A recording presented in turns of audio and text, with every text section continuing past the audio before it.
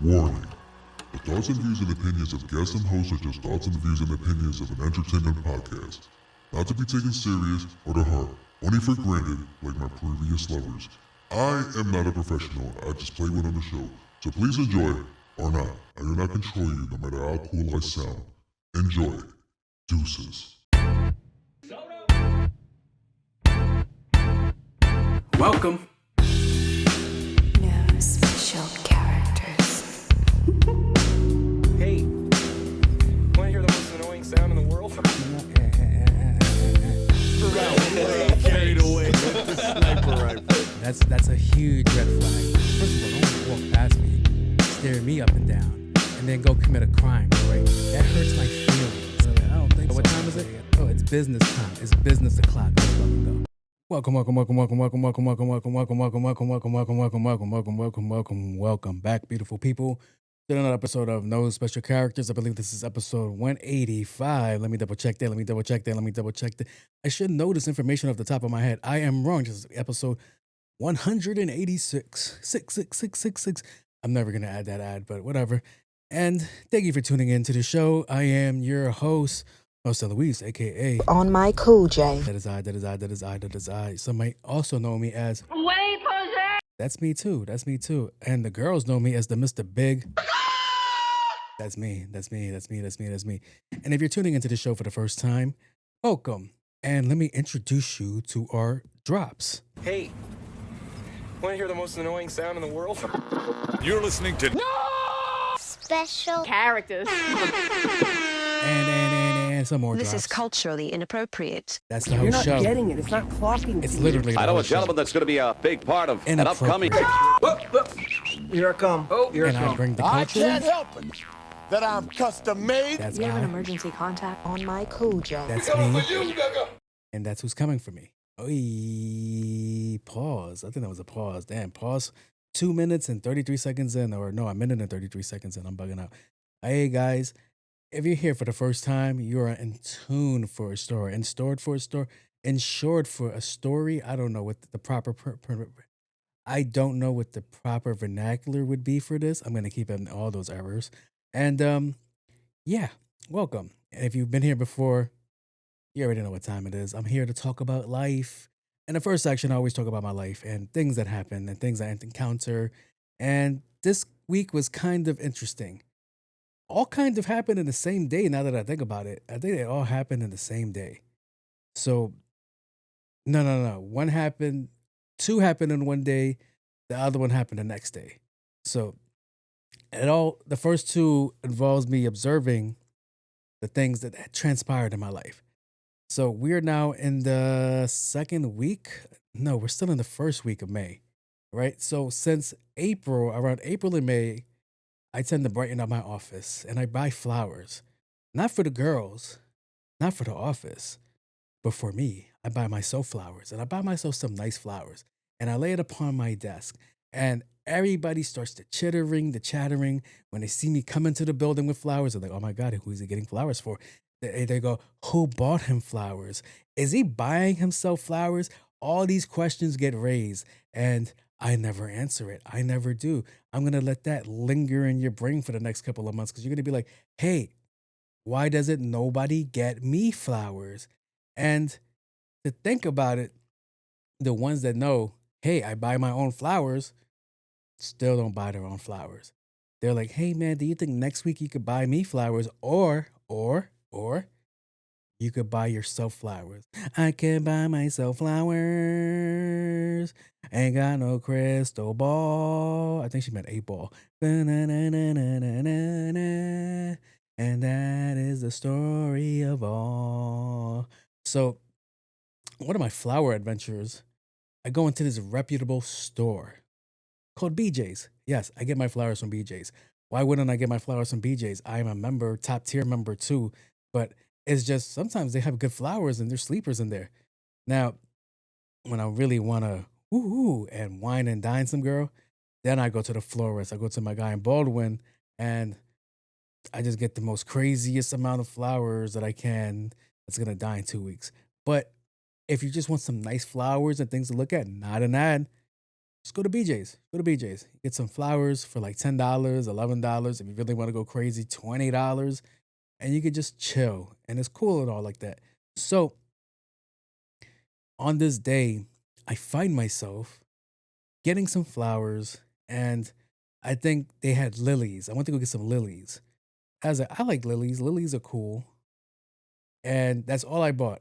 Just go in there, buy flowers. The lady that's at the line that checks me out, she was like, one of these days, somebody will buy me flowers. I swear to God, every girl does that. I'm not joking, bro. I swear to God, if you just walk around with flowers, they either go, one of these days, somebody will buy me flowers, or they will go, she must be a lucky lady. Now, on this particular day, I had a gentleman just thought it would be cool to be like, ooh, you're in trouble. And he was trying to be cute.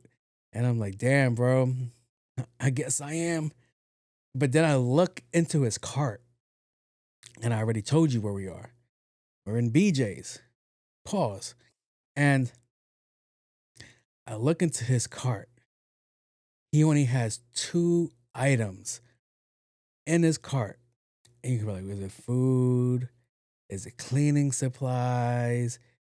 Is it flowers? Like, are you guys both have matching flowers? Is he speaking from his own like relationship? Like, oh man, I'm in trouble. I should get my girl some flowers too. No. The contents of his cart let me know that he didn't have a girlfriend. And he was like, come on, getting close to like maybe 65, 70, right? And he's like, ooh, you're in trouble, which ladies, that just let you know that guys don't grow up. He's like, ooh, you're in trouble. And I am very quick to react. So I look at his cart and I go, ooh, your dick's in trouble. And you're probably like, hey, yo. But what got that response was because all he had in his cart was tissue and Jergens. Nay, I do not jest like that. I do not jest like that. No, you frolic too much. If only I was joking. I am being dead serious, people. He only had Jergens and tissue, soft tissue paper. And he had the nerve to be like judging the content that I had in my hands, to be like, ooh, you in trouble? Your poor penis, sir. Your poor penis. That thing is in trouble for at least 30 days. Because it's BJ's, it's bulk. So it's not like 1 box of tissue and 1 box of lotion. It's a 3-month supply of each. He's about to go crazy in the house. Like, oh man, get the scented candles, music playing, dim the lights. He's about to go to town on himself. And I'm like, you over here worried about my flowers. It's crazy. So same day, after I go through that whole thing, get in my car, start driving, and I get to the 7-Eleven because it wouldn't be a podcast without 7-Eleven Chronicles. And I get my drinks, I get my chips, and I get to the front. And it is a hot day. This one day, it was really hot. And there's a man standing in front of me. Middle-aged man. It's just an attack of middle-aged men. And this middle-aged man is standing in front of me, decked out in his finest leathers. Mind you, it was 70 degrees. It felt like 75. He had a leather hat, a leather polo. I've never seen a leather polo before. He had the leather Ralph Lauren polo from Canal Street. He had leather pants. I'm pretty sure if he could have got socks, they would have been leather. But then he had the patent leathered Air Ones. And I'm like, ooh, you killing him. And he's like, you see that, youngster? I was like, hell yeah, I see that. I know you fucking smell like ass right now, but hell yeah, I see that. He's like, you see what I got outside? I was like, oh shit. Are you about to stunt on me? Are you about to stunt on me? That's crazy, son. I'm like, do you see what's outside? I'm like, nah, man, which way am I looking? Which way am I looking? And I'm like, I got the Bentley outside. I was like, nah, OG, you killing them. And he really dead ass had the Bentley outside. He had a purple Bentley. He had Kool-Aid colored Bentley. I'm not going to play what race it is with you guys, because then you guys are going to be mad at me. You'll be like, that's culturally inappropriate. But I was like, fam, this is just a testament to you can have money and you can buy yourself flowers, but you just can't buy style. because I was like, fam, I know dang well that I know for a fact. I'm looking at you old school, and I'm like, you driving around with the windows down, with the leather seats, with all that leather on your skin. I know for a fact you have swamp ass. I was like, you're just walking around with a swampy ass all day? That's crazy. There was monetization. All that non-cursing for no reason. But I was like, holy shoot. I was like, you really picked out this outfit that you're wearing in front of me. And yes, you had the Bentley. It was an expensive Bentley. I like the Bentley. The Bentley looked fire, even though it was purple, but it still looked fire as purple because he had the purple outside with the white interior. I was like, okay, I don't know. I don't know whatever the streets would call that. Like this, the peanut butter and cream. I don't know. And you're gonna like, peanut butter is brown. Shut up. But that's the popsicle. That's the grimace. That's the glazed grimace. Like, oh well, pause. But yeah, I was like, you definitely laid out that outfit on the bed before you put it on. You was like, hell yeah, I'm killing him, killing him, killing him, killing him. So I couldn't wait to get to work. I got to work and I took the boogie. And I'm like, Boogie, you'll never believe what I saw on my 7-Eleven Chronicles. Because me and her stay sharing 7-Eleven Chronicle stories. And she's like, what you saw? Patent leather hat. And I was like, leather hat, leather Ralph Lauren shirt. I don't think that's real. Leather shorts, assless chaps, and then leather sneakers. And she was like, wait, what? Yeah. She's like, it's hot as hell out there. That's what I said. I was like, yeah. So we're going back and forth. Leather, leather, leather, leather, leather. This. I'm making fun of leather now because I'm just, why not? Because I can make fun of leather. And it's always my big mouth. Every time I get in trouble, it's because of my big mouth. This is what my teachers used to tell my parents about. Like, yo, he won't shut up. He has a big mouth. The only time this comes in handy is when the ladies be like, hey, I like your mouth. I'll be like, thank you. I thought you would. But yeah, my big mouth. Every time, bro. I mentioned it to you guys before in the podcast. Wow back. I got a girl at my job that doesn't like me because she didn't like my stance in the Diddy Cassie trial. So she hates my guts. It's going upon a year right now that we haven't spoken to each other. Like we'll say things, but if it's not work related, I'm not trying to talk to you. So me and this girl was like dead ass mad. She made a scene. She tried to turn people against me. That's cool and all. You can feel the way you want to feel, but eventually shit comes to the light and people fuck with you and they don't fuck with you. And that's totally fine. I get it. She had her reasons to be mad and I'm cool with it. And I totally respected her wishes when she said, don't ever talk to me again. So I was like, all right, that's fine. But every now and then, I can tell like somebody thinks I'm shooting at them. And I'm not. I'm not shooting at them. I'm on my Macho Man Randy Savage. When I start shooting, you know I'm straight shooting. Like all my bullets have names on them.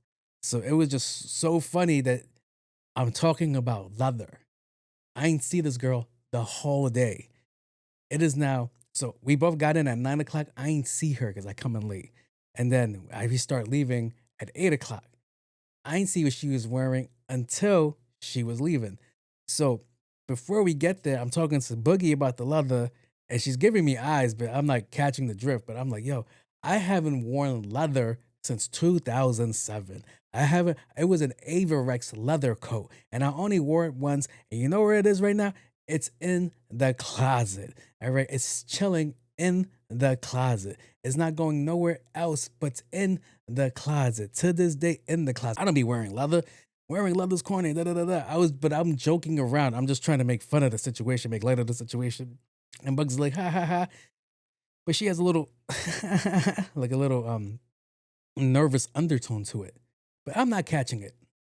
And then my other boy joins in. And he caught a stray that day for no reason because he's a man. And she ain't talked to him either. So he starts cooking leather. I'm cooking leather. And we're just having mad fun having a conversation. And then here comes time for us to leave. We're all leaving. I'm putting my coat on. I'm getting my book bag on. I'm ready to leave the building. And I get the tap. Hey, yo, can you look to your left? I'm like, what's up? The girl that hates my guts right now. Or she probably does. It doesn't matter. She's like looking at me and him in disgust as she puts on her leather coat. And I'm like, great. And he had me crying because he goes, see, man, this is where you be talking, I just be shutting the hell up. Because it's always your big mouth.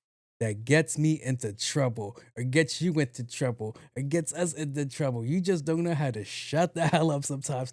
And I'm like, yo, son, I did not know she was wearing a leather coat. Did you know she was wearing a leather coat? No, I didn't know she was wearing a leather coat, or else I would have never joined the conversation. I'm like, Bugs, did you know she was wearing a leather coat? Yeah, but she probably didn't think you was talking about her. I was like, but I wasn't talking about her. I was like, great. Now I got to deal with this BS later in the day. It was like, yo, it never fails, bro. My big mouth be getting me into trouble, and I don't even be knowing. I just be going sometimes. Like, yo, like if there's a subject that I want to talk about, and I'm gonna get to talking, I'm gonna get in trouble eventually because something's gonna come out. And it's like, oh wait, you misinterpreted that. I'm not shooting at you. I wasn't even thinking about you. I didn't even think you can afford leather. But that's besides the point. Probably see my big mouth. There it goes again. But yeah. I was like, huh, great. HR meeting down the line. Did you mention leather on this specific day of the month? Like, I don't recall. I don't recall. I plead the fifth. I plead the fifth. I do not wish to self-incriminate myself. But well, good thing we have audio from your podcast to bring to the HR meeting. So I was like, oh God, bro. But always never fails. My big mouth be getting me into trouble. And I'd be like, damn, bro. I gotta work on this. I gotta work on this because this is just a mess. But yeah.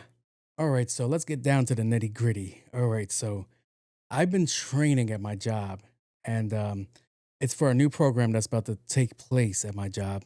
So I have to be like very savvy before it comes into effect. And I'm not gonna lie, for the first time ever, it showed that I have a learning disability. And you're probably like, whoa, this is really heavy in the beginning. You're like, hey, if you're your first time, like, whoa, this guy's telling us he's restarted. So yeah, for the first time ever, I come to the grips that I dead ass have a learning disability. And it's not like I can't comprehend what's going on. My thing has always been behavioral. Behavioral.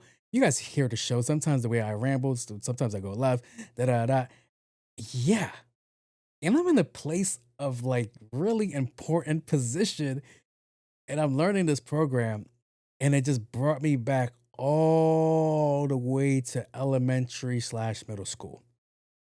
It just brought me back all the way there. You were like, that's when you graduated? No, dickhead. But it's just English is my second language. So Spanish is my first. You're like, no way. I've heard the way you speak Spanish. I know. But growing up in an American school system, you were forced to unlearn it. So your body builds a wall, takes it away, and blah, blah, blah, blah, blah. So my big mouth was always the key problem to things. It was like, all right, he won't shut up in class. He won't stop talking in class. He's always chatty patty. So, and it was a thing because I'm mostly visual. If you tell me to read something, I could read that shit 100 times. I just don't comprehend it that well. But if you do something in front of my face and I visually see everything that you do, it's memorized, it's locked in. You will never have to show me that thing again. Not you ladies. You guys will always have to show me that thing. But that's the way I just learn. I was perfect for the YouTube era. I was way perfect for the YouTube era. Like, all right, this, that. All right, copy, locked in. I can do this 100 times now. So I'm in this class, learning this program, and I'm reading it. And I'm like, okay, da. Here comes the part where my disability was in order. So I'm talking to this lady. I'm reading it because I'm older now, so I could comprehend way more better than I did back then. And I'm like, all right, this is step A, this is step B, this is step C. I'm stuck on step B. But before I get to B, I need to do one more thing before I could go to C. My problem is I hyperfixate on things. So I'm over here like, okay, I need to favorite this one thing. I'm talking to the lady, just go to C. I need to do this before I go to C. Or you could just go to C. I need to do this before I go to C. Or I was like, lady, if you tell me or again, I'm going to fucking flip the desk over. And everybody in the class went, whoa. And I'm like, I have ADD. I have a learning disability. I had to be straightforward. I was like, yo, look, man, I don't learn the way everybody here learns. I'm like, I'm really like, you never heard of No Child Left Behind? Thank God for that, because they would have left me behind. I was like, yo, I was just like, yo, look, let me just get it together. Give me a second. I'll be back in. I apologize. But I was like, holy shit, bro. I really had something wrong with me. Like, I'd never noticed until you look at it from the scope of a grown adult. Like, oh shit, I talked in class because of this. I lashed out a lot because of this, because I wasn't comprehending what was going on. And it was really frustrating. And I'm in this position of power right now. I'm in this position where people look to me for things. And I'm over here in full scale, going back to my basic form, my primal nature, which is to lose my shit and make a scene. This was the most straightforward reality check I ever had in my life, bro. I was like, wow. I was like, I would be talking like, yo, maybe like, do you ever consider going back to school? I'm like, yeah, sometimes I do. This right here was a stone cold like, all right, man, you're gonna have to figure something else because school is not it for you. I'm like, yo, I am 38 years old, I think so. And I'm like, yo, that was triggering, bro. It was like, yo, where did this all come from? And my brother always made jokes. He was like, yo, you don't have this because you like to do what you like to do. Yeah, that's the thing. I hyperfixate on things that I love to do. I couldn't care about anything else, just what I love to do. And that's a problem. So it was like, huh. I'm like, all right. So I'm having this conversation, and I was having this conversation with myself. And I took it off with somebody up. I took it up with somebody else.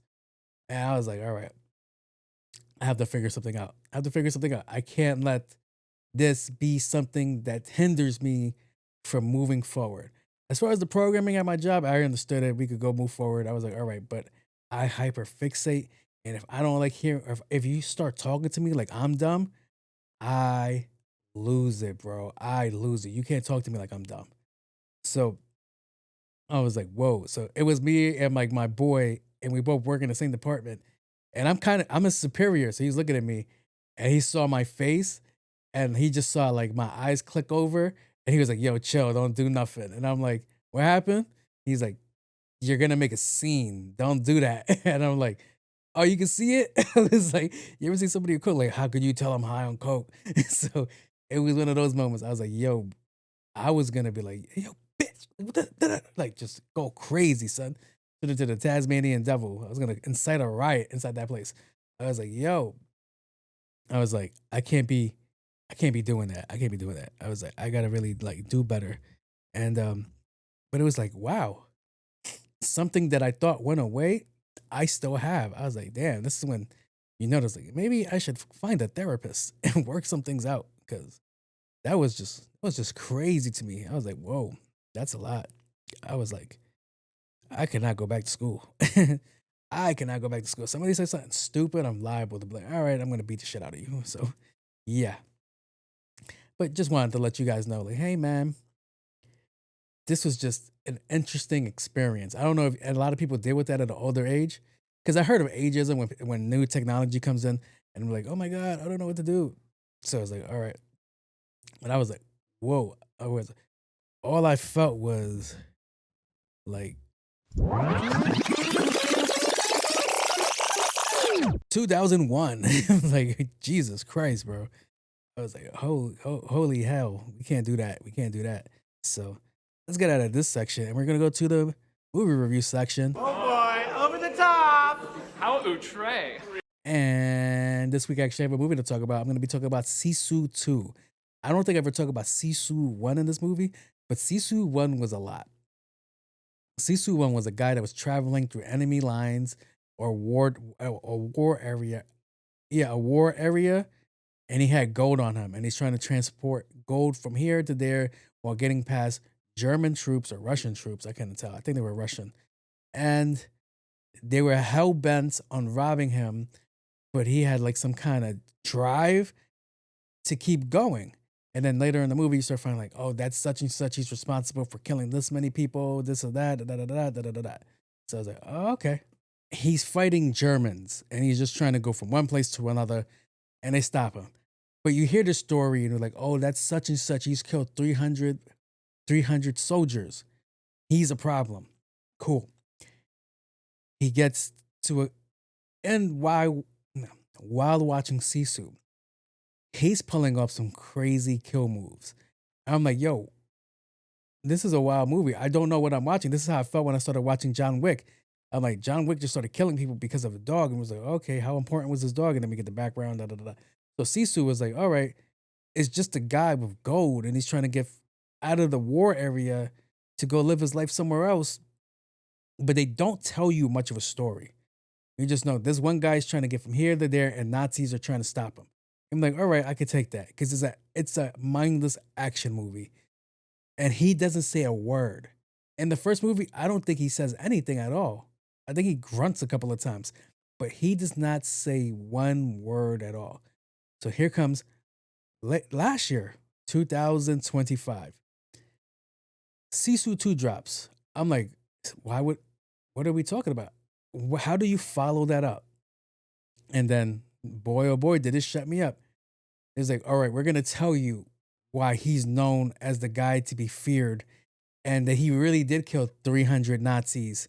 And then you hear the story on why he killed 300 Nazis, because one of the bad guys in this one was the one that killed his family. And not killing his family was bad enough. They decapitated his family and broke him into pieces with shovels. So then you hear that they scattered the body. The bodies are all put in different places. It was just a messed up story to hear. And I was like, okay. So he from there goes into this killing machine, this machine filled with revenge, and he kills over 300 soldiers. And now he's just trying to get back to his homeland, which is Finland, I believe. And they have now put the word out because the people in the first one that he killed violently, they was like, all right, we just found the bodies. They just told us what happened, who's responsible for this. And they go look for this guy inside of a jail cell. He was like, hey, man, this monster that you created, yeah, you're going to have to stop him. So here comes the movie. And that's the whole movie, just them trying to kill him. But he's finding the most outrageous ways to survive and kill people. So it's pretty entertaining. And he has his little poodle dog. And it's just a wild, wild, wild movie. Now, my only gripe with the movie would be he sees the guy that killed his family. He knows who that person is. Sees the man that's trying to kill him again and doesn't even think to kill him. He puts down his gun and he continues on his way to go back home. And I found that to be like the most outrageous way to not handle your business. You killed 300 people because of this man right here that murdered your family, and you're going to give him a pass. So I was like, okay. So if you're watching this movie, go watch it. It's on Netflix, not an ad. And it turns into Mad Max Fury Road because he's just trying to get home. He's just literally on this one road trying to get from here to there. And then Snowpiercer, because it eventually jumps into a train. So this whole movie is a gore fest. Like ways to kill people. He gets dealt bad hands when he gets whipped. And then he's trying to escape. So he does like, he's being hung up by his arms and he's being whipped. And the guy walks away. So he does the trick where he pulls on the nail to rip off the ceiling. And then he falls directly onto his back. That has fresh cut whip marks that are about 4 or 5 centimeters deep. Pause. So it's like, okay. And then he gets this awesome murder montage on the on the train. And it's crazy. This movie's over top. It's over the top, and I love it.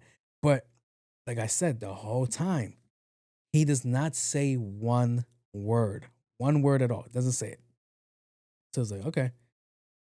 So one of the funniest scenes in the movie was the bad guy. The bad guy's there, but he's not all there. And this colonel made the mistake of just answering weird.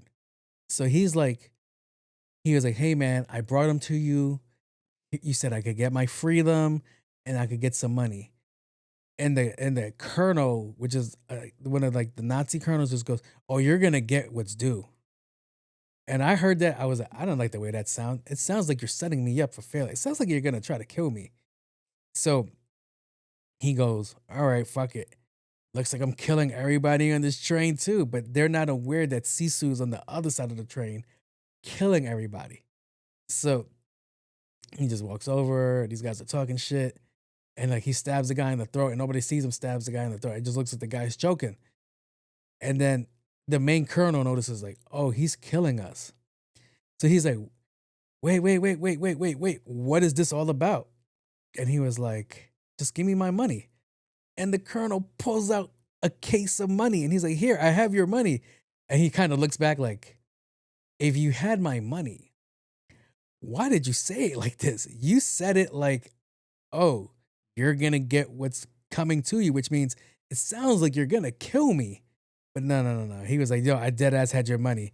And then he proceeds to kill the shit out the colonel. It was just like too funny. So I'm watching this movie, and then they finally have that big over the top fight scene, and he ends up killing him with a missile. I was like, you heard me right, a missile.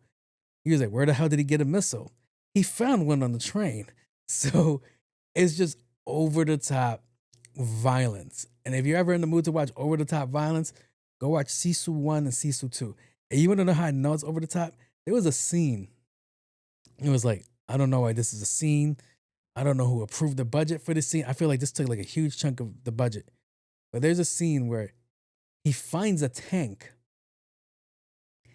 and he's trying to get past enemy lines in the tank. And they set up all these anti-tank barriers so a tank won't be able to plow through.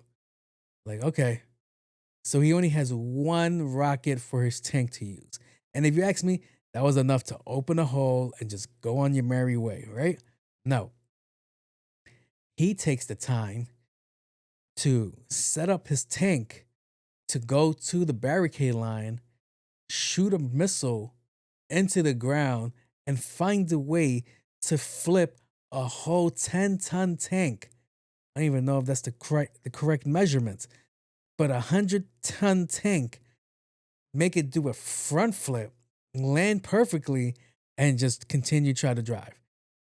And you'd be like, what? Who wrote that? And the only thing that saved this movie for me from that scene, from ripping it to shreds, was because when he flipped the tank, the chains popped off. I was like, all right, that tank ain't going nowhere. 1. And 2, he was genuinely hurt. Like, he was groggy. Like, he just flipped the tank.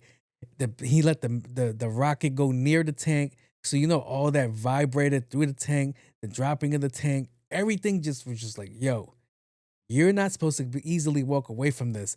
And thank God they were like, yeah, he's not going to walk away from this. He flipped the tank. And I was like, you guys got it. You guys got it. Because I was ready to rip it to shreds.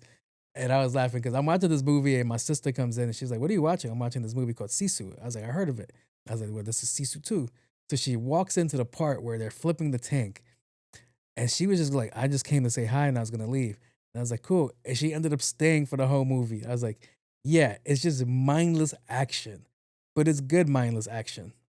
And the guy, the main character, there's this scene at the end. Spoiler alert, spoiler alert, spoiler alert, where he gets to Finland and he starts rebuilding his house. And then people have heard the stories that this guy just came back home because he had to pass a border and he handed over his documentation as like a passport or whatever. I'm like, oh, you're the legend. So they hear that this guy just came back home and he's rebuilding his house, and 6 people pull up and they look like they're going to do damage to him, but they're not. They're just there to give him a hand. And he just like looks at them.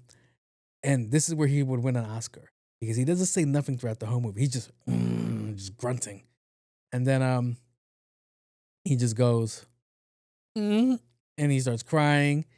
I was like, damn, you got to be a good ass actor to get that shit off, because that's not an easy feat, just to be like, tough guy, tough guy, tough guy. Oh my God, my heart warmed up and just start crying. So I was like, got it.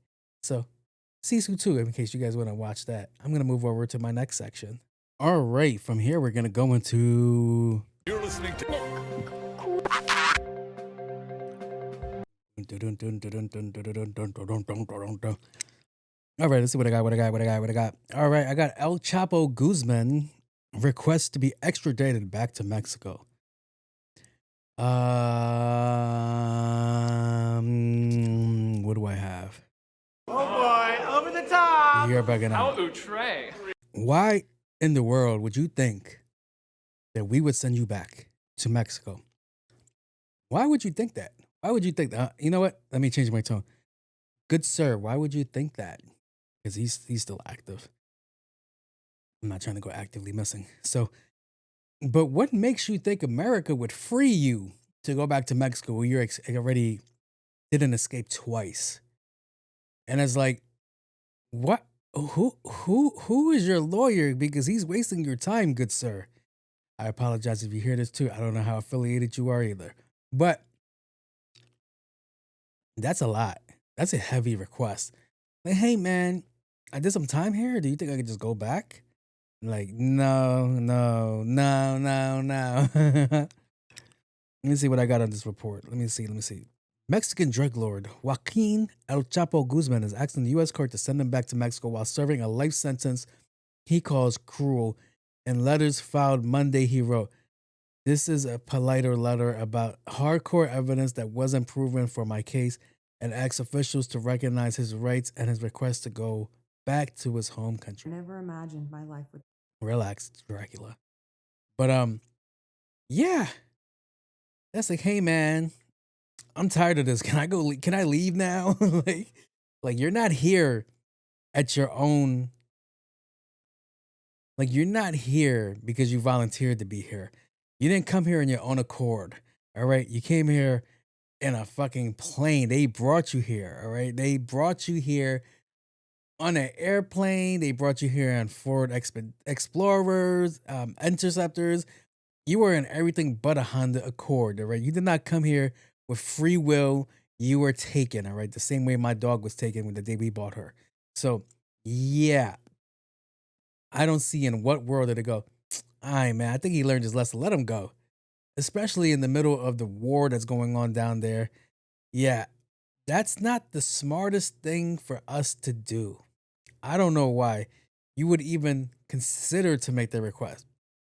If anything, I would have assumed by now, because you have bread, and please don't attack me. This is all allegedly. This is an entertainment podcast. That you would have bought somebody here already. We're in a recession. I'm pretty sure buying people is not going to be hard to do here. Hey man, I'll give you $500 if you leave the door open. like this, like we're doing pretty bad. Gas is at $4.50 a gallon right now, and that's for regular. For you premium guys, God bless you guys. But yeah. We are in a recession. Like to think that, all right, just let him go is wild. Is wild. Like, all right, I think he learned his lesson. You have a life sentence, all right? Sheesh, bro. I guess what they say, shooters gonna shoot. I mean, you miss 100% of the shots you don't take, so that's for him. But please don't come looking for me because of my comments. Like, don't come to my house and just start.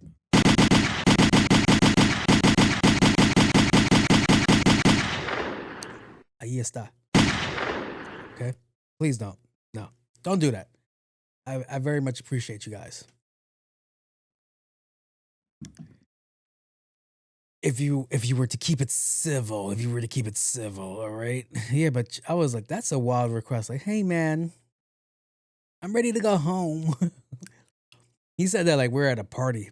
Like at a party that you ain't want to go to. Like your friend invited you to come to this party. He's like, and they were to ride. Hey man, do you think we could leave now? No. Sorry about that. Keep talking to these weird people that you're next to. Like, continue sitting in the garden. Like, that's just crazy. And my sister's crying. Oh, what the hell? Fucking G. But yeah. It was like, can I go home now? I'm like, I don't think so, Chapo. I don't think so, buddy. He's like, I promise I won't escape again. Yeah, that's definitely like when you cheat. Like, I promise I won't cheat again. They're gonna cheat again. So yeah. Speaking of cheating, Stephon Diggs was found not guilty in his court case. And if you're unfamiliar with his case, how can I mention this? Cardi B's next dude just went to court for catching a case from his own personal chef that accused him of assaulting her. He said I think she said sexual assault and assault. But let's see if I could pull up more information. All right. So Stefan Diggs was acquitted Tuesday after being accused of a 2025 assault on his personal chef, an incident he denied. He was released by the New England Patriots in March. That sucks. It means he lost his job, clearing $16.8 million in the cap space and remains unsigned. The trial lasted a few days. Oh, I lost my job for a few days of trial? That's crazy. With about 10 witnesses listed before both sides. Wait, what? With about 10 witnesses listed before both sides rested and closing arguments were delivered. He still had 10 in the tuck. They closed it out quick, bro. But I believe it was about she accused him of strangulation or something like that. So the internet's having a field day. All the sexists are having a field day. All the feminists are having a field day on this case. Now, my only problem with this case is that, all right, when these accusations are made, I know a lot of people don't like when I say this, but I want there to be charges placed on people. For false allegations, there should be a fucking punishment because he just lost his deal. He just lost his deal of something that wasn't proven yet, but in the court of public opinion, they marked him as guilty. They marked him as guilty. And that happens a lot. I think Kevin Spacey, I think he got his charges dropped and he's homeless now. Like, where is the rectifying that? That's like, whoa, that's wild, bro. And this happens way too often where accusations get made like this. And then they're like, all right, but it wasn't true. All right, so everybody goes their separate ways now. Wait, my life is ruined. My life is ruined. And I get the other side piece that people will be like, well, if you start interrogating victims and doing this with victims, it'll make it hard for them to come forward or even want to testify. And that's a shitty situation too. So it's a double-edged sword. But at some point, yeah, I'm going to get so much shit for this, but I hate it when they were saying, believe all women. I hated that phrase. Believe all women no matter what they say. Huh? I'm like, why not believe in the facts? How about that one? That sounds way better. Because if a woman's going like, yo, this guy touched me and he genuinely touched her, then throw that motherfucker under the jail. But then every now and then we get cases like this. We're like, all right, we're proving that a lot of the things that you're saying doesn't go hand in hand. Or girls will be like, this guy did this. I'm like, all right, okay. Well, we found evidence to refute that, hey, he didn't even do anything. Oh, maybe I'm misremembering. Maybe I'm this, maybe I'm that. No, it's totally fine. Go ahead. You can go. Meanwhile, that person has a good job, good family, and all this shit comes to the light, and they leave. They're cooked. It's like, all right, well, you're gonna have to restart all over again. Like, it's the most craziest thing. It's the most craziest thing to hear. So it's like, I feel in this situation, there definitely should be repercussions for making accusations like that. And if not like jail time, all right, you have to pay me money now. I'm going to say a wild amount. And you're going to be paying me back for the rest of your life because this accusation is definitely going to make me feel this for the rest of my life. So, yeah. I don't get like a lot of like, whoa. And I don't get like a lot of support when it comes to that section. But I'm being dead serious. I've seen it one too many times where something would just go left off a word, like, oh my God, we must believe what she says. Of course it had to happen. A woman is saying this happened. And it's like, all right. Well, it didn't happen. It's just one out of many women that go unheard. So you're okay with throwing away one person because it might affect the rest. Okay. All right. That seems like flawed logic to me, but okay. And I hate that for this example, it had to be Stefan Diggs because he just seemed like a little bit of horny pants. He seems like he was always talking to some girl, allegedly, but that's the way he always comes off.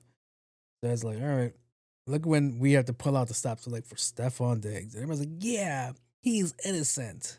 Oh God. Oh God. There has to be, I just feel like there has to be something put in place for that. Yeah, to me that's a lot, bro. That's just so much that you're just willing to throw somebody's whole life away with an accusation without proof. And then we never get the proof sometimes. And like I said, I'm not fucking caping for dudes that actually do this. No, I'm not caping for them. I'm caping for the dudes that go through this and they're innocent. There's not that many of them, but the few that go through it and they're innocent and they get locked away, they lose their job, they lose their family.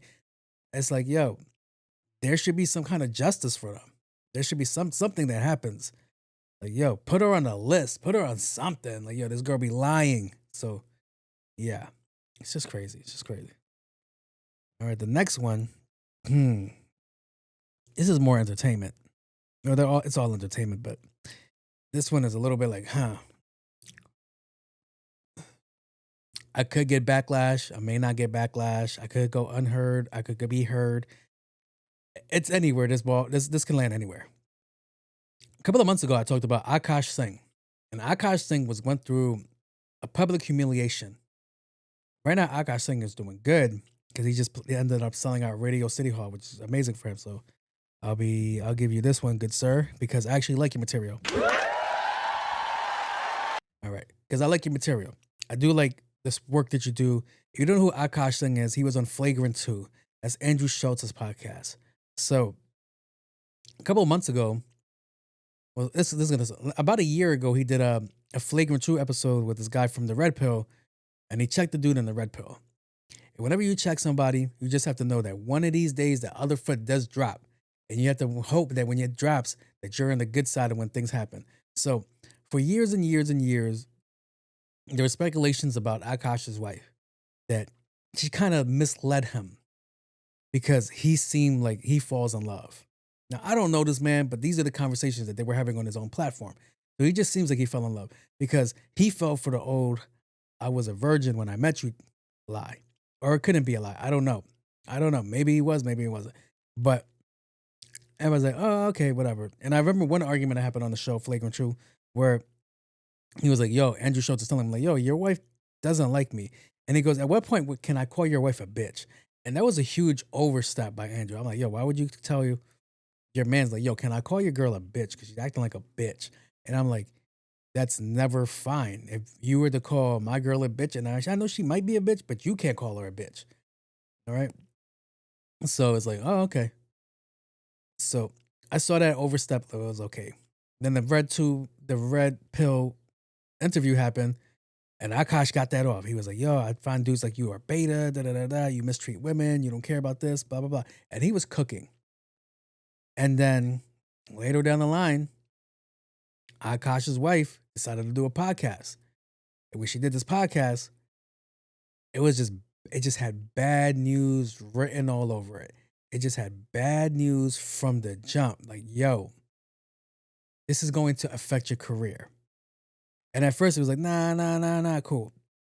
But she was letting little things seep out. I was like, you know that your fan base is mostly his fan base, and we're only watching you because of him until we decide, hey, do I like to be here or am I gonna leave?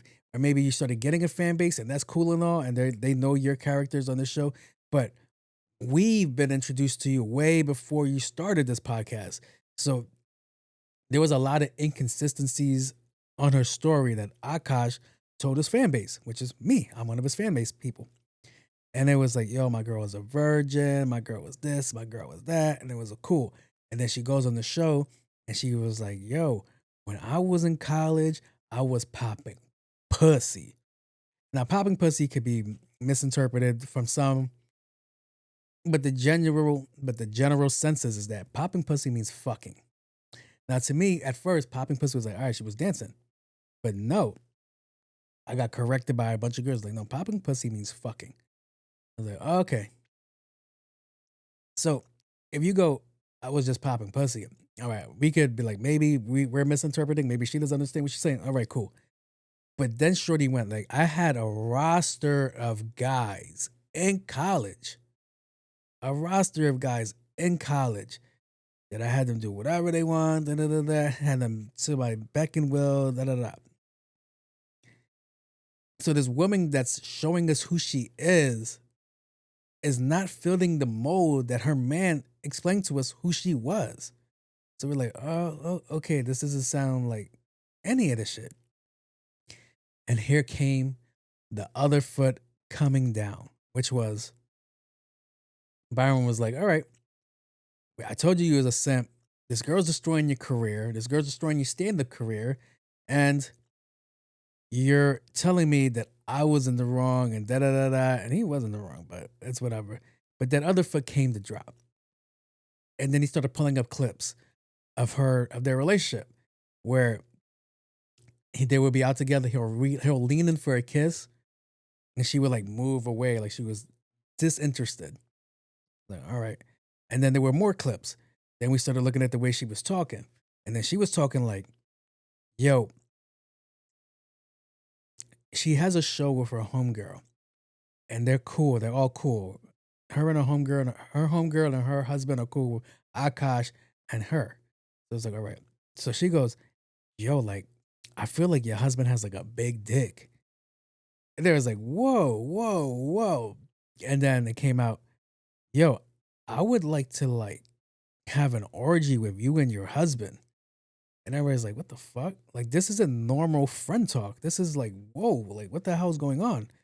And because we've been following Akash for years, we're like, that's not him. He doesn't come off like that. This just seems so weird that this girl is just shooting off the hip crazy right now. And I'm like, oh, okay. So it led to a lot of backlash. It ended up to a bunch of like hate comments, a bunch of this, that. And him having to defend his wife. And at this point, this is where things get tricky. Because whoever set up that press run to defend his wife did a shitty job at it. And he got mad because his co-host and his co-host's other show know that it's fair game to have a conversation about this because you put it out there for the world to talk about. And what you do in this podcast is the same thing that I do in this podcast, is that we're going to talk about things that we hear. And sometimes they don't be having remorse when they're kicking somebody's back in. So I was like, all right, get it. So I guess they do this rollout of an apology tour, but which wasn't an apology. There was nothing that she said that was going to be like, oh, there's some accountability here. So it was like, they pulled up the clip of her talking about, when I was in college, I was popping pussy. She was like, no, I meant like dancing. I was like, all right, you can defend that. Then I had a roster of guys from here to this, to that, to that, to that. And they was like, all right. She was like, oh, but I mean by that was they would buy me things. They would get me food. They would have cuddle parties and we would watch Netflix and we would do this and we would do that. I'm freestyling the last bit, but I'm like, that's not what a roster of dudes means. So you're really trying to clean up something that you couldn't really clean up. You know what it was? It was just like, to me, it just seems like there was no accountability in any of the things that she was saying. She was like, yo, I said some things. And I think people were in an uproar because it was like, yo, this is the same conversation that I kind of had in the last episode, which is, if you got somebody under false pretenses, if this man thought that you were a virgin and that was really a huge thing for him to be like, oh my God, this girl's a virgin. And that was like his bag. And you're over here like, yeah, I am a virgin. And then he finds out like, nah, you weren't. You had a roster of dudes. So I was like, oh, okay. So these are one of the clips that I'm going to play for you guys. I made the dumb mistake of letting him sleep over, like not really wanting to fucking hook up. And I like woke up in the morning and like my asshole was a little sore. Oh my God. So it's just so in podcasting, we tend to make characters up. We tend to do all of these things and so on and so forth. So she was trying to hide under the guise like, well, he goes on his show and he talks like this too, but when it's crazy when I do it. I'm like, if you've ever seen Akash in any of these shows, he does not talk like that. He doesn't talk like that at all. So it was like, But I did find it hypocritical that, all right, you're in this situation. You got to deal with it. Like, yo, your girl put you in this situation. All right, whatever. That's my girl. I'm not leaving my girl. That's my wife. That's his wife. I'm not leaving my wife. My wife said some dumb things. All right, we're going to get past it. All right, she can still continue to do whatever she wants. That's her choice. But at one point, we were all looking at it like, all right, you can't. I hate to bring it up. this is like the J. Cole situation. Like he has a very prominent stand-up, like, oh my God, da da da da, you do this? All right, you're a dumb bitch. Oh my God, you're not the prize, he's the prize. This, that, this, that, this, that. And if somebody's kicking all of this, like, all right, your man is this or your man isn't this, da da da, and then your relationships get exposed for you coming off like cuck, for lack of better words. And it's like, oh, you kind of can't talk all that talk that you do. But then again, for her to be like, yo, when I was in college, this happened. I would sleep with my best friend's man. It seems like my best friend's man has a giant dick. It just is like, whoa, that's not coming off like a character. That's coming off like you're speaking from somewhere deep inside that you just want to get something off, but you're gonna hide off the guise of a podcast. So I was like, all right, cool. But back to the hypocritical part. Because on his show, there have been points where, hey, something will come up. Oh, he's an idiot. Oh, he's that. Oh, she's this. Oh, she's that. So now you're on the chopping block and you're offended. Well, it was disrespectful when you did that apology with her. And it was like, oh, you guys aren't going to be genuine. I'm like, you guys know damn well you guys could have got in front of this and like everybody could have walked away, not clean, but just a little dirty. Like, all right, she was like, all right. She could have been like, all right, yo, I said that just to get with him. And guys would have been like, all right, I get it. And I was like, all right. Because guys will tell you, like, yo, sometimes I just say whatever I need to say to get me in there. So I was like, all right, okay.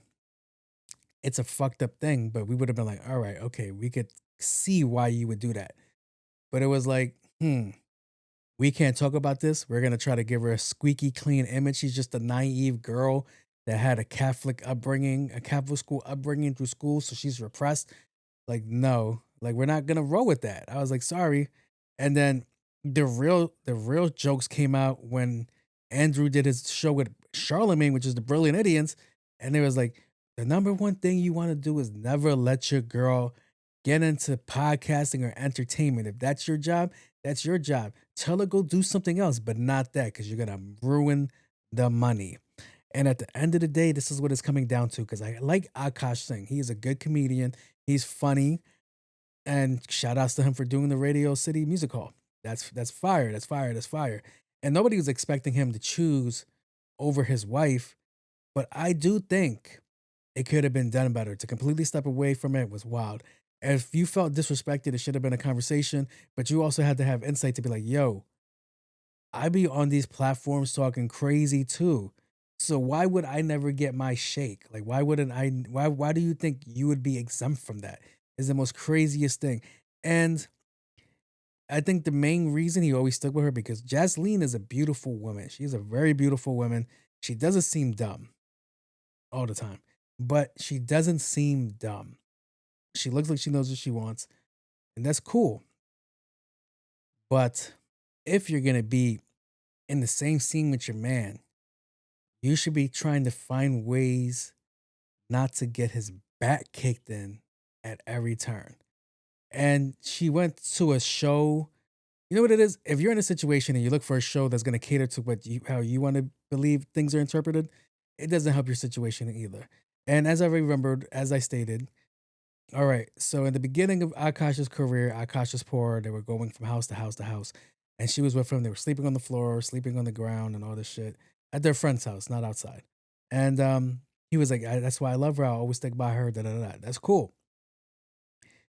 But to me, it seems like a huge smack in the face to Andrew and your fan base, because you forced Andrew, well, not force, but you made him consider the idea of doing Patreon when he never wanted to do Patreon. Andrew Schultz has never come off to me like he was going to charge us anything for like Patreon, because he was like, yeah, I'm already doing this for free. Why would I charge y'all for this, for something I'm already giving out? So it was like, all right, that was one. And then two, from there, it was like, okay, that's when you really took off. That's when you stopped being homeless and then got into these places. I'm not going to say that it's not part of your comedy career too, because that's 1000% true too. You are a talented comedian. I would say that. I like watching your shows. I like watching your groundwork, or your crowd work, as they would call it. And it's like, They'd be like, all right, we're no longer going to be walking together. I'm like, I think that was done off emotion, not really off like, because then they went into these things like, how do you know these people are your friends or who are your real friends are? Your real friends will check you on your shit. Your real friends will tell you what's going on, and your real friends will make fun of the situation no matter what the fucking situation is. That's what your real friends are gonna do. All right. If you're gonna get a little butthurt over it, then it's like, all right, cool. But eventually, we could still have a conversation and we could talk about it again. To step away is like, all right, okay. And I'm pretty sure, and hopefully you keep your trajectory going the way it's going. Hopefully it keeps elevating, going up, because this would be very sad if we were to watch you fizzle out over this argument, because I do believe the majority of your views as of right now is coming from that podcast. But that could be just being naive to everything that's going on. But yeah, I do believe that podcast is the reason you have views and a lot of your things, and why people went to go check out the other show that you might do. I think he's going to do a show of his girl. I think his girl has a show. I think she doesn't know that, hey, people trickled over there to see what's going on, to get news from over here, because he's on this show. It's like Joe Budden. Joe Budden has a show called Podwives, and then people check it in because I was like, hey, that's Joe Budden and his girlfriend, and they're talking about Podwives material and shit like that. So I was like, hey, but if they were ever to separate from the main ingredient, they would be like, oh man, I don't want Joe. If Joe Budden's not there while I'm watching 3 girls that are dating them or married to them, why would I give a shit about their opinion? So that's what it will come down to. And then I feel like hopefully that doesn't happen to him. Hopefully his career solidifies and this radio hall event puts him down in a great place for him to move forward. But I think to hear him stepping away from his peoples like that have been there since what I believe would be day one for him is crazy. People that got him from sleeping off of floors and couches, they'd be like, all right, to let a little thing as like, all right, I went on the internet and I made jokes because you wouldn't allow me to make jokes. Like, did you not think you were gonna get these jokes? We're all comedians. The whole group chat's comedians. Like, that's crazy. So yeah. And that's all I have for the cool report. And I want to get out of that section and see what else I got on my docket. Yeah, Shorty said a lot of damaging things. So yeah, we're gonna get out of here and gonna go to. Wait, Jose! Jose, I got to tell you something! All right. First question I got. Bro, be for real. Would you crack the vampire lady? Yes. Hell yeah. Hell yeah. Hell yeah. I already told you about that Bram Stoker movie, this new Dracula love movie. Yeah. If she was a bloodsucker, she would be let me see. So we get in trouble. See? But yeah, she's nice and thick. I just gotta make sure like I get her the day that she didn't step out into the sun by accident. So we were having a conversation and somebody was like, do you think her body's like scarred? I was like, I don't really think so, but I don't know how the extent of her condition is. Also, if you know your skin can burn off like that in 10 minutes and pass out, I don't think she would be like, I'm gonna try it again. So yeah, I'm pretty sure there were scars like in her earlier ages, but not as an adult. I don't believe that. Not for one bit. So untapped potential, possibly untapped potential. But since you're having this conversation, I was just thinking her dating profile must be crazy. Because how can you get away with saying you're a vampire but not a vampire? Like, how can you get away? Like, I get it, all dates are gonna be at night, but there's gonna be one dude like, hey man, do you want to do like a brunch? You want to do like a breakfast? Do you want to do something? She's like, no. How quickly do you go like, hey, I'm a vampire, not the bloodsuckers, but I'm allergic to sunlight. So yeah. And then I'm thinking like, yo, what if one day like you crack it good. You stay past your welcome time. You stay past it. And you're leaving and you're noticing that all the windows are boarded shut. Like, yo, like everything's pitch black. It's black as fuck in that house. And you're just like, wait, where am I? Am I in an abandoned house? And then you're gonna notice the upside down cross is like, oh my God, this is a vampire. And then you gotta run for your life. Like, even pulling up to the crib at night, if you're not busy in the moment, like, oh my God, I'm about to take this shit down. And you start looking around like, hey, what the fuck? Do you know you have wooden planks over your windows? Like, do you own this place? Are you a squatter? Are you just squatting here? So, yeah, I was just thinking about that. Like, how crazy does that take for you to find out, like, hey, this doesn't seem right. Something is off. Do not pass go. Do not collect $200. So, yeah. But yes, the response is I would crack that. Like, all 7 days, all 7 ways to Sunday, as they would say back in my days in the 1900s. So, yeah, folded, son, folded. I would put that bitch in her coffin.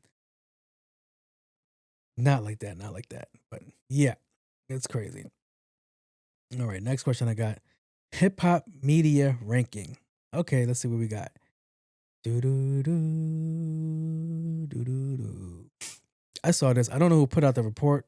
Oh, Complex did. Complex put the top 35 most powerful people in hip hop media. I don't know if this is any order. So I saw this list and I was like, okay, I don't know where to start. But then I seen people like say that Kai Cenat should have been on this list. I'm like, Kai Cenat is not hip hop. He's streaming. I was like, I would never put Kai Cenat on this list at all. Why would Kai Cenat be on a hip hop list if he's a streamer? But we're gonna give some notable mentions. All right, so Rob Markman, 35. That's disrespectful. Elliot Wilson at 32. That's kind of disrespectful. Kid Mero at 28 is disrespectful. Jim Jones, I apologize, but I'm not gonna apologize. I'm okay with you being at number 26. Nori at 25 is disrespectful. Shannon Sharp he's fine there. Lauren LaRosa, nah, you should be a little bit more higher. All right, Nadeska should be higher. She's at 20. Why is Neon on this list? Is it because he does an episode now and then with Tekashi? Tekashi's not hip hop no more. He's a streamer. So what if he makes music? He's focused more on streaming. He's getting his money from streaming. That's crazy. They put Neon here, but they didn't put Kai Cenat. If that's the case, that's wild. Gilly and Wallow should be higher. They're at 18. Bootleg Kev should be higher. I don't know who that is. Cameron should be a little bit more higher. Yeah, Kai Cenat's at 12. Why? On the Radar should be higher. Ebro, let's see. Most powerful people in hip hop media. All right, Ebro's should be a little bit higher, but he's good. Rory and Maul should actually be closer to 8 or 9. Oh, no. I'm fine with them at 7. Rory and Maul can stay at 7. Now for the 5. You guys aren't going to like this part, but I'm being dead serious. Why? I'm trying to figure out why would they make this the 5? So Fat Joe and Jada Kiss, get them the fuck out of here. That's not top 5. It's not top 5. What they just started. How are they the most influential in hip hop media? That makes no sense. Get them the fuck out of here. Charlemagne the God should be at 4, right? DJ Vlad, to me, should be number 1. That's what I'm gonna get shit from. DJ Vlad has been doing this for a minute now. I would put DJ Academics at 2, because for whatever reason, I don't even like Academics material like that. But I know that he's always been heavy in hip hop media. And as much as I would like to leave Joe Budden at 2, I can't leave Joe Budden at 2 because of the change of cast and stuff like that. So I would put Joe Budden at 3. So I would put DJ Vlad at 1. I don't know, I'm going to get help for that. You got the white man at number 1. He's been doing it way longer than Academics. All right. DJ Vlad gets all these interviews. They go popping. They go viral.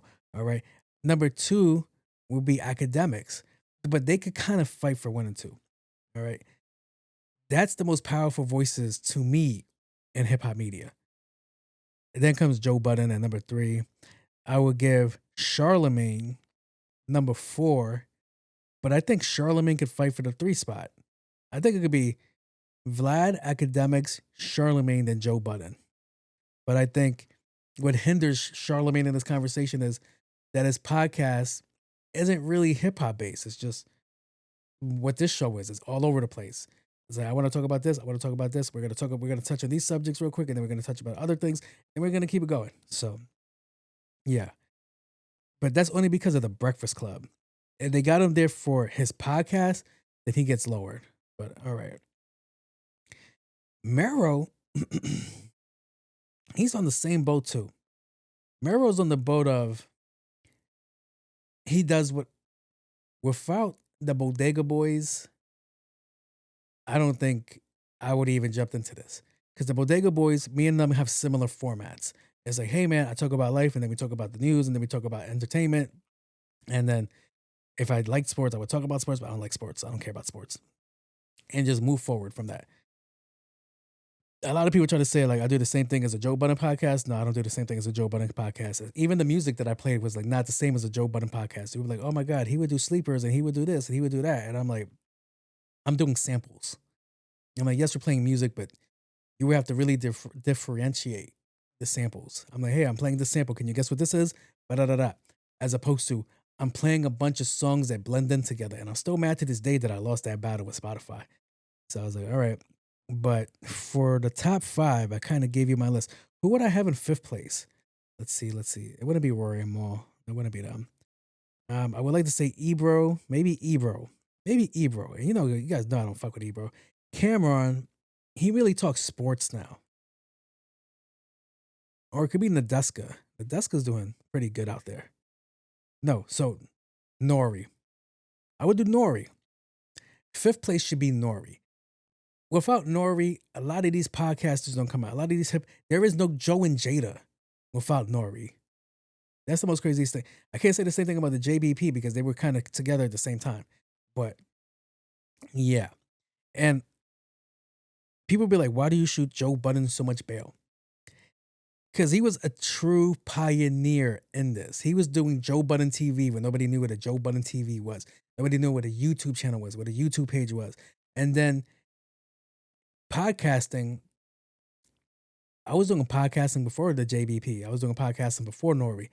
I was doing podcasting before anybody knew what a podcast was. I just knew that I wanted to record something and put something out into the world. And I knew I couldn't do that. I knew one of these days I couldn't get a job at the radio. I knew one of these days I just don't work well with others. But I knew one of these days the connections that I would need to get into radio were never going to happen. So here comes podcasting. I used to record off my phone.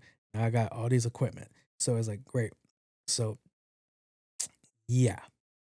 I attribute a lot of good shit to Joe Budden because, hey man, he put a lot of things on the map, and then everybody kind of just came running. And it's like, all right, I get it. Yeah, you know what? I do this for all the unsung podcasters that try to do this thing, for all the ones that go unnoticed, all the ones that put something out into the void. I do this. I give this to you guys. Because a lot of those people on that list love to talk shit about podcasts that fail. So they love it. So this is for, you know, shout out to you guys that have the strength, the courage, the initiation to put something out there into the world and not knowing if it will be accepted or unaccepted, if you're going to deal with positivity or negativity. Shout out to you guys, all right? If you're working on a project or you don't know if you want to put out a project, go ahead, man. Just do it. What's the worst that can happen? All right, unless you're being a little bit over the top, you're being super sexist and racist, then you kind of get what you deserve. But yeah, this is for you guys because without somebody pushing the boundaries of just trying to put something out, a lot of people don't get that, to put something out that's yourself and to get people to go with it is one of the hardest things to do. Sometimes you run out of time. Sometimes you run out of money. Sometimes you lose interest. Sometimes you just, it gets the best of you. Sometimes it happens like, yo, man, I don't know why I'm doing this. I don't think I should continue. Let me go focus on something else.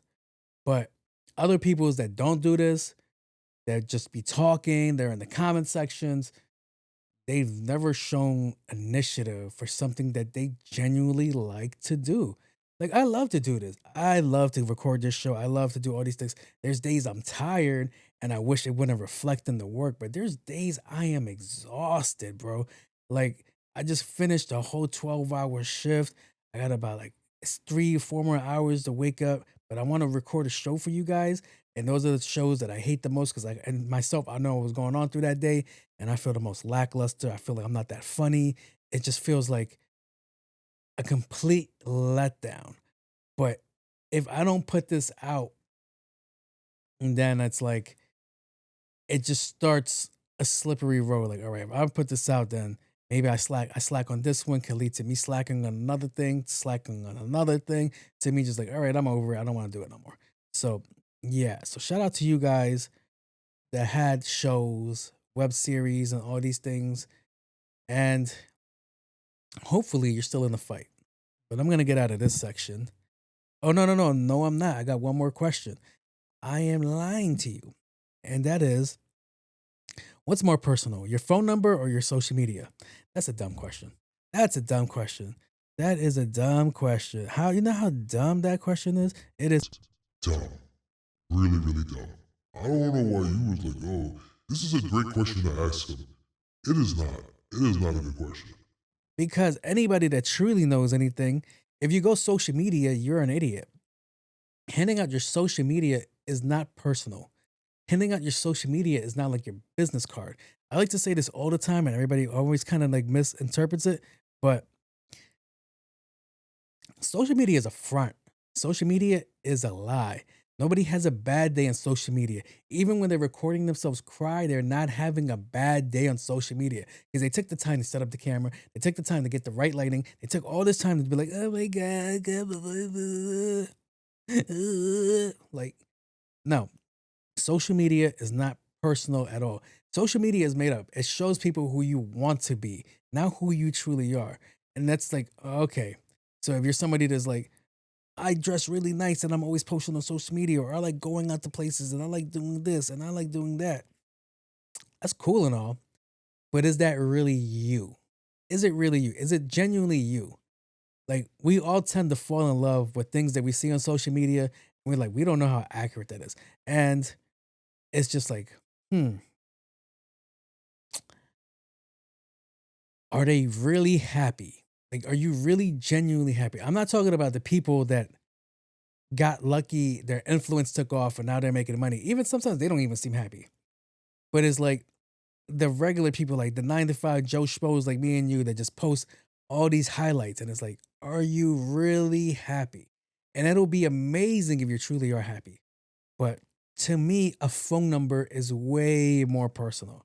And it's just like, all right, this is a legit line to me. Whenever you talk to me on this phone number, you are directly talking to me. You are getting a direct truth or direct lie from me. For social media, you can't gauge social media for shit. It's like, all right, okay. Like, let's say you talk to a girl, hey, what's up, man? I think you're cute. Let me go get your number. She's like, oh, you got my social media. All right, cool. She's going to share a picture of some fucking touched up picture that's not genuinely her. And there's gonna be girls like, I use my real pictures, 90% of that shit is filters, face tune, body tune. And that goes for men too, ladies. Don't be thinking these men are just walking around looking like Adonises. They're not, all right? They're doing the same thing you're doing. A lot of people have a real fear of rejection. So it's like, oh, okay.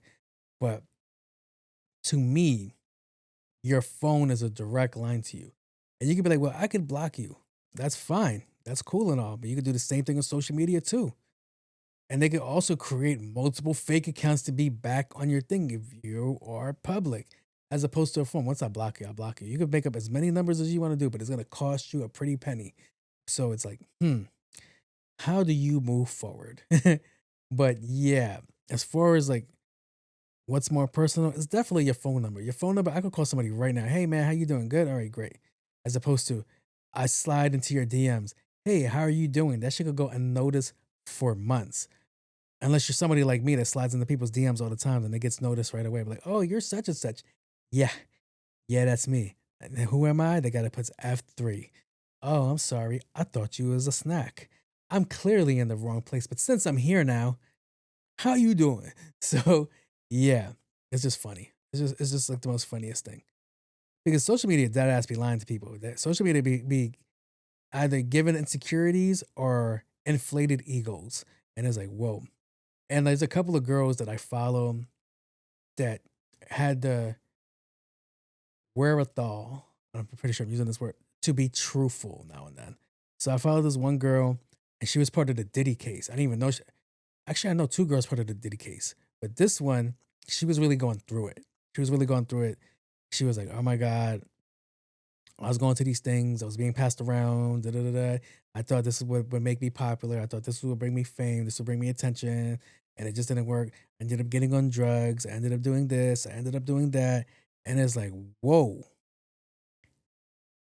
By judging by your social media, you're always happy. So it was great that she broke the illusion. And she was like, yo, look, man, I'm not always happy. I'm like, I'm really fucked up out here. So I was like, okay. Because she also, I think she fell into her ego too, where she was believing what people on social media were telling her. And it was like, all right, cool. So beautiful girl, beautiful woman. And she was like, I'm going to do stand-up comedy. I was like, all right, go do stand-up comedy. That shit was terrible. She was like, I'm just like a brunette that's like, she's like, I'm just like a blonde stuck in a brunette's body. And I'm like, where's the fuck is the joke? Where's the joke? So I would be a dickhead. I'm like, that shit ain't funny. Go rewrite that shit. And other guys would be like, oh my God, ha, ha, ha, ha, ha. Please sleep with me, ha, ha, ha, ha. And it's like, God damn. And unfortunately, she went down a rabbit hole that took a lot out of her. So, yeah. And then there was the other girl that I just shot my shot at. And she just put up a post about her life. And she was like, yo, like, there's plenty of time. She was like, this Instagram thing is not what it's cracked up to be. Everybody thinks I'm living the highest, best life. She was like, but I've been getting death threats and dealing with this and guys showing up to my apartment and this and that. I was like, yo, that's scary. That's scary. Like, imagine you're just trying to live through your life and then somebody's just around the way from your house. They know who you are and they're just looking for a way to plot in to get into your life. It's like, whoa, that's terrifying.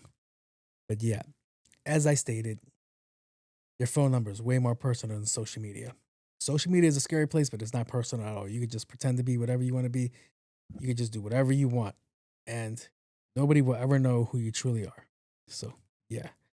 I'm going to move forward out of this section. And I'm going to go to... Let's do that again. Welcome, lovers. I like to show up to this part and fast forward through the whole podcast to get to this section because it is messy. Part-time lovers are a section where people like to submit their questions about their relationship and we give them advice. And they can either take it, not take it, do whatever they want with the information, observe it, unobserved. Don't even look at this episode to see if you got responded to, all right? You can do whatever you want. I am not a licensed professional. I'm just a guy in a microphone and a camera in my face with a big-ass fucking ring light. So... I'm gonna try to go and play the first question and see what positive information we could give you. Hopefully we can, because I feel like that's what I'm trying to get off. Hey, is it me? Are men no longer persistent when it comes to asking us out? I feel like in the last couple of years, y'all gave up after the first rejection. I like my men to pursue me and feel like it's a damn shame. What are your thoughts? All right, for those that didn't get it, let me go read the question. They wrote, hey, is it me? Or are men no longer persistent when it comes to asking us out? I feel like in the last couple of years, y'all gave up after the first rejection. I like my men to pursue me, and I feel like it's a damn shame. What are your thoughts? Lady, you must be new here. Thank you for showing up. So, first thing I'm going to do is, for your question is... Oh boy, over the top! How outre. That's the first one. Because... I mentioned girls, ladies. You guys have turned the table around on men, right? When it's no longer the fear of rejection. It's the fear of what comes after rejection. That's why a lot of men step back. Also, a lot of men did some self-reflecting and noticed like, hey, I'm pretty up. I could go talk to you and you could talk to me crazy. You could reject me and be like, no. And I can walk away. I'm like, all right, cool. I'm fine. Like, I'm still cool. But you're going to be like, I like to be pursued. Embustera. Girl, go look for fucking Michael Myers if you want to be chased by a guy. Those days are over. Those days are over. The reason I say those days are over because too many men have been put on the internet and ridiculed. Oh, why is he going this hard? Does he not know what no means? He's a real piece of shit. He's really thirsty. He's a simp. He's this. He's that. Now, if you tell me this in my face, I'm totally fine with that. I'm like, all right, thank you very much. You'd be like, you fucking simp. All right, thank you very much. But it's the fact that you girls now lately have been trying to immortalize men on the internet for asking you out. And then it's like, oh, look at this creep that won't stop asking me out. Like, hold up, I just asked you once. Like, sheesh. So that culture has died down. And that's because it was turned upside down in the last couple of years. In the last couple of years, men have been under attack for this very basic question that you asked me, which is, why did men stop pursuing? And it's very easy. You guys put this gigantic wall up. A gigantic wall up that I have to be a triathlon athlete to jump over. And if I jump over it, you still could say, you're giving me the ick. You're doing too much. You're giving stalker vibes. So now the men are like, all right, I'm cool. I'm fine. I'm all right with this. I don't got to do this.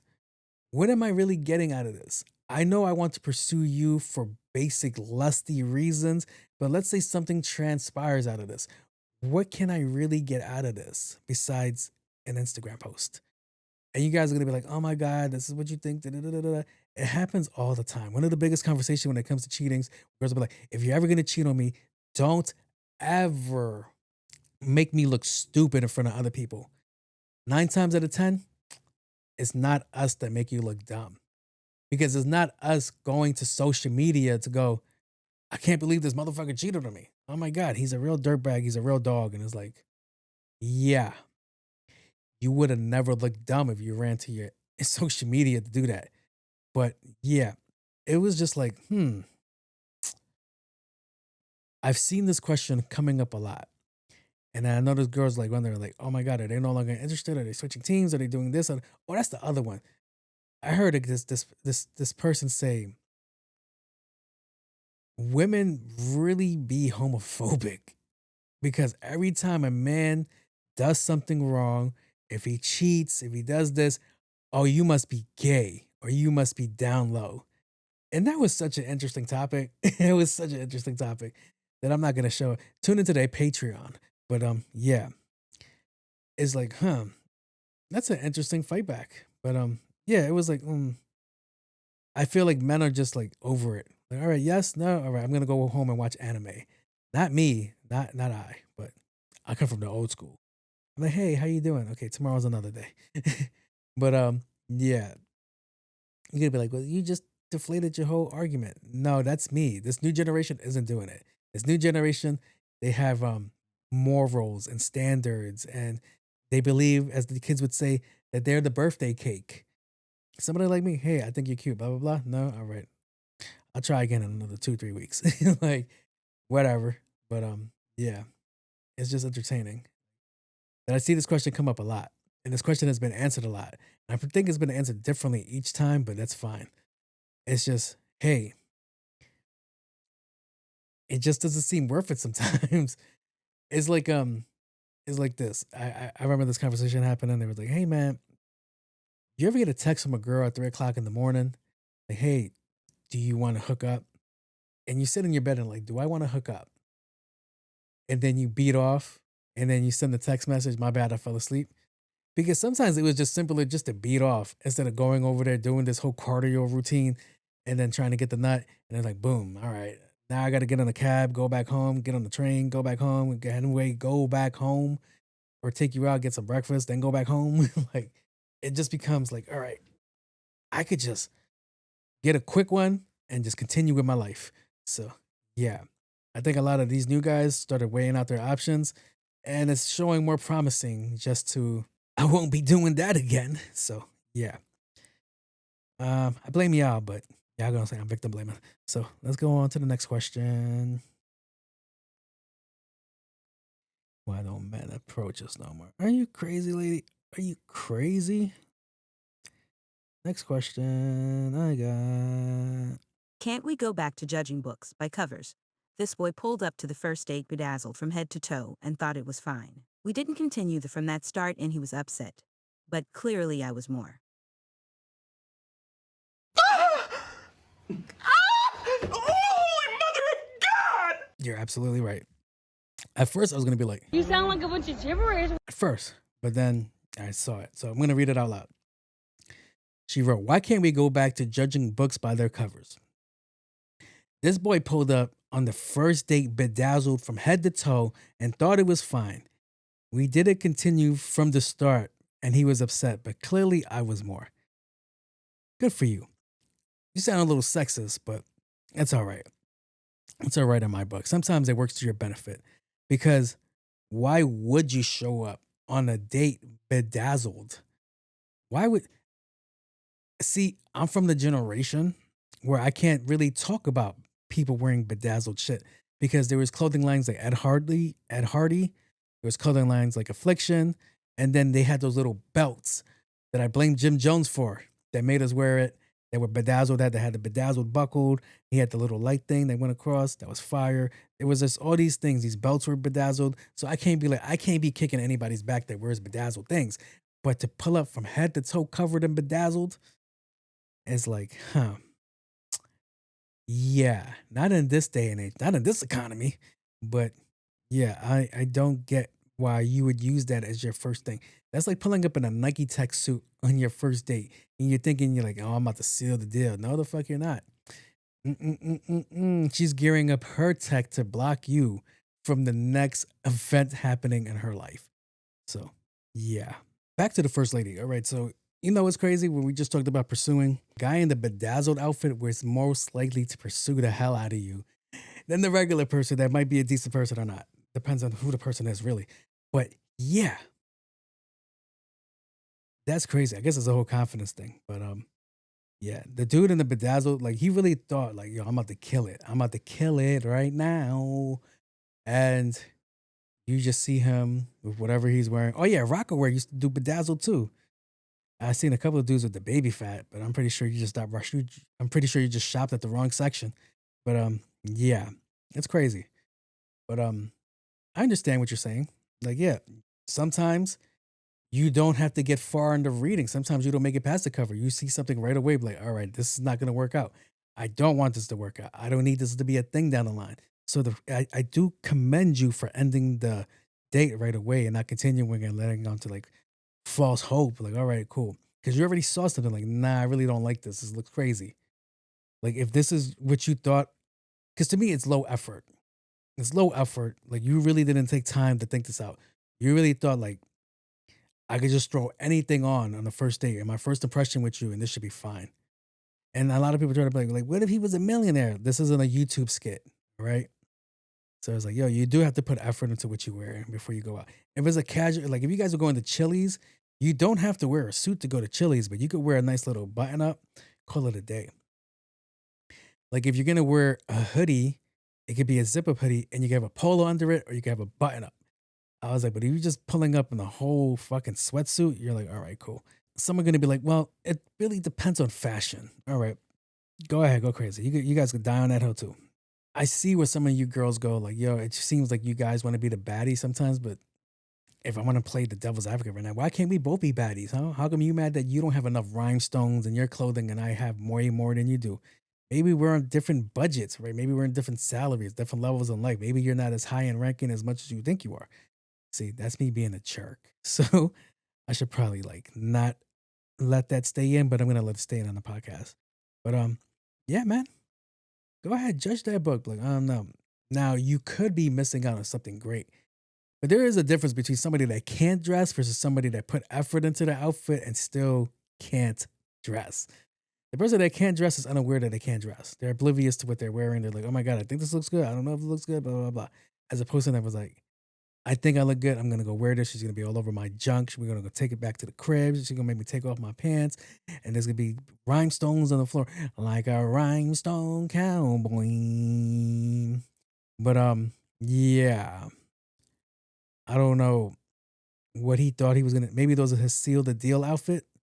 But Maybe he was hoping the rhinestones would blind you from truly seeing who he is, and you would just fall in love. Maybe you would think he's one of those vampires from Twilight. Like, oh my God, you are a predator. So yeah, it's crazy. It's crazy. But good luck with your situations, both of y'all. All right. As opposed to judging a book, I mean, you can, but you might miss out on a good read. And then the other lady, what was your question again? Oh yeah, men are no longer interested. Yeah. I mean, what are you doing to make yourself interesting? Are you doing as much as the other guy is doing and wearing some rhinestone shit to get my attention? Like, oh my God, that rhinestone pants on that girl's cheeks are 3D. That shit's a work of art. Goddamn. But it's like, as far as both of you, that's the best information I can offer you. I really wish you guys the best. All right. Hopefully you guys do what you can with this information. If not, good luck. It's time to get out of this section. And we're gonna go to the outro. Hey guys, it is not that time. We're here ending. This show might be a little bit longer than it normally is, but that is totally fine because it's worth it. All right, guys. So I just want to say shout out to you guys chasing the dream. Shout out to you guys doing your thing. Shout out to you guys setting up goals, hitting your goals, making it go.